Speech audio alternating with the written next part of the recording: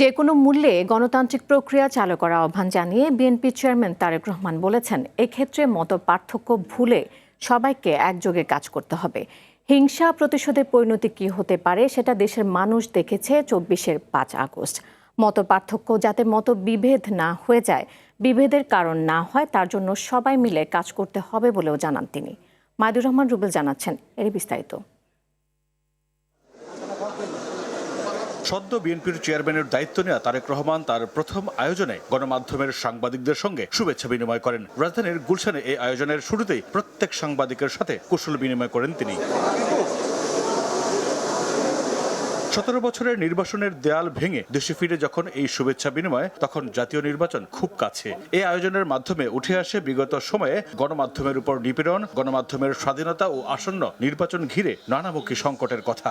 প্রত্যেকটা মানুষকে, প্রত্যেকটা ঘটনাকে, অতীতকে বারবার তুলে নিয়ে আসে বর্তমানে। কেন বর্তমানের ভিত্তি হচ্ছে অতীত, আর বর্তমানে হচ্ছে ভবিষ্যতের ভিত্তি।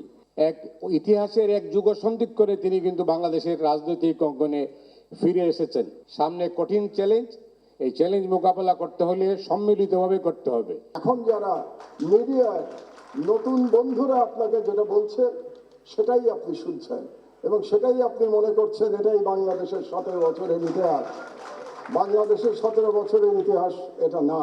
5ই আগস্টের আগ পর্যন্ত বিভিন্ন রেজিম যেভাবে সরকার চালিয়েছে বা সংবাদপত্রগুলো যেভাবে ব্যবহার করেছে, সেইটা দিন শেষ হয়ে গেছে।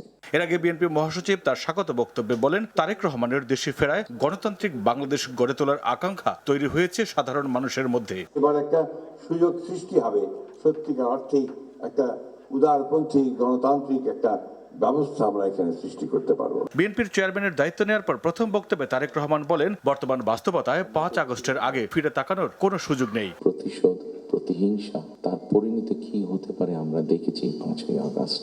দলমত নির্বিশেষে আমাদের মধ্যে মত পার্থক্য থাকবে, কিন্তু আমরা যদি চেষ্টা করি তাহলে সেই মত পার্থক্যটাকে আলোচনার মাধ্যমে সেটির অনেক সমস্যার সমাধান হয়তো আমরা বের করে আনতে সক্ষম হব, কিন্তু কোনোভাবেই সেটি যাতে মত বিভেদের পর্যায়ে চলে না যায়। এ সময় তিনি বলেন, যে কোনো মূল্যে দেশকে গণতান্ত্রিক ধারায় ধরে রাখতে হবে। জবাবদিহিতা নিশ্চিতের উপর জোর দেন তারেক রহমান। নিজের ও বিএনপির পরিকল্পনার কিছু অংশ তুলে ধরেন বিএনপি চেয়ারপারসন। আমাদেরকে যে কোনো মূল্যে হোক ডেমোক্রেটিক প্রসেসটা চালু রাখতে হবে, আমাদের জবাবদিহিতাটা চালু রাখতে হবে যে কোনো মূল্যে। আমরা যদি গণতান্ত্রিক প্রসেসটাকে কন্টিনিউ করে যেতে পারি, তাহলে নিশ্চয়ই আমরা অবস্থার পরিবর্তন ঘটাতে সক্ষম হব।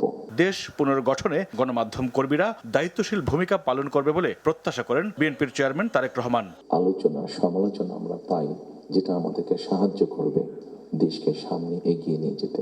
মাইদুর রহমান রুবেল, RTV, ঢাকা।